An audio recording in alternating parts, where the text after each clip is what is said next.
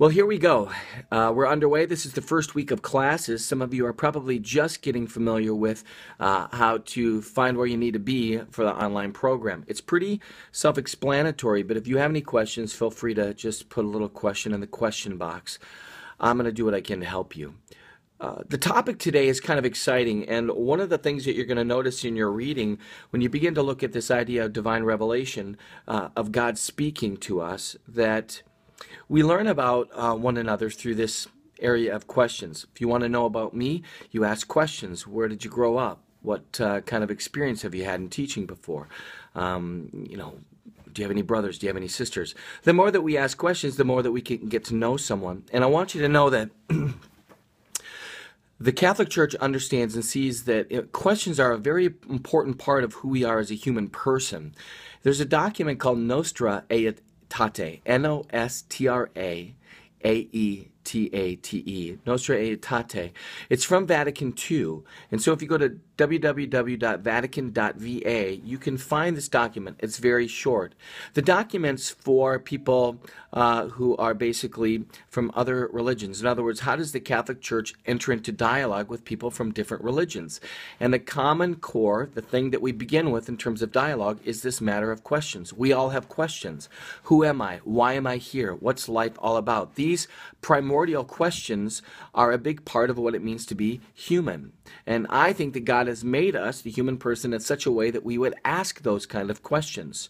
Why am I here? What's the purpose for life? Is there a God that cares?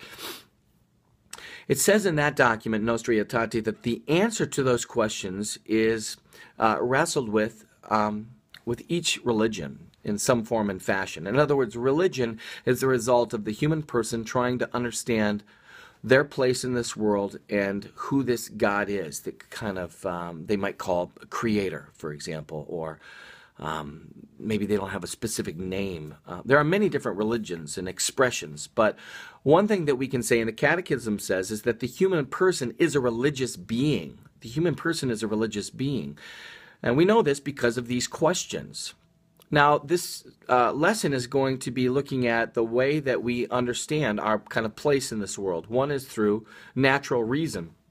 And so we're going to look at, like, for example, Romans chapter 1, verse 20, right? Ever since the creation of the world, his invisible nature, namely his eternal power and deity, have been clearly perceived in the things that have been made. So from the created order, we begin to realize there must be a creator. Right? That natural reasoning is very important, and from it we can deduce that there must be some sort of a first cause or some sort of a creator. Again, that's kind of that Nostra Aetate. I mean, that's why there are so many different religions.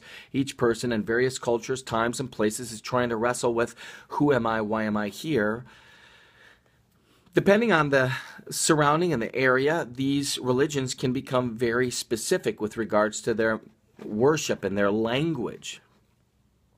It says later on in that document, though, that while many of these different religions have an array of that truth, because truth is truth is truth is truth, St. Augustine will even talk about that.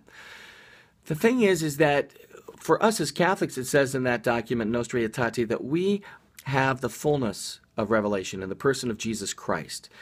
And we know this because of that second part here, divine revelation, supernatural reason. In other words, there are some things that are beyond our ability to just deduce. And God intentionally wishes to disclose who he is. And he does that throughout salvation history, the economy of salvation. And this divine revelation is because God wants us to know who he is. Why? Because we were made by God for God.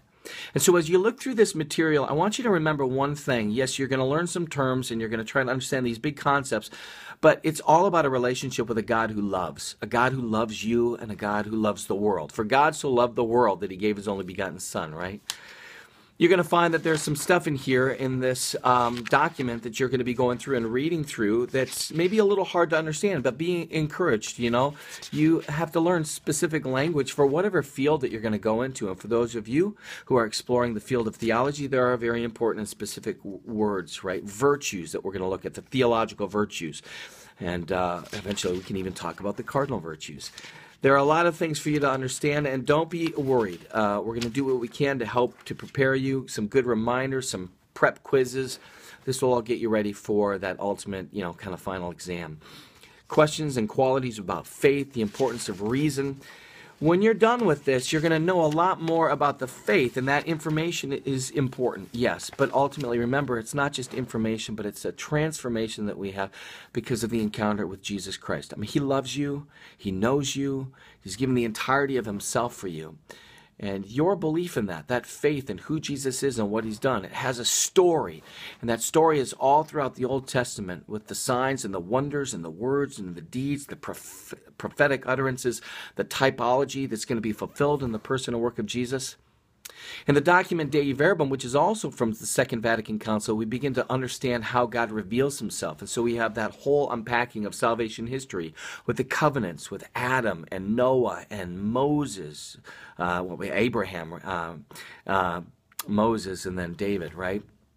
And so you're going to find out a little bit about the covenants. What I'm going to try to do is to give you at least 1 or 2 videos per week so that you can, kind of hear some ideas and some thoughts about the materials that you're soaking in and reading through.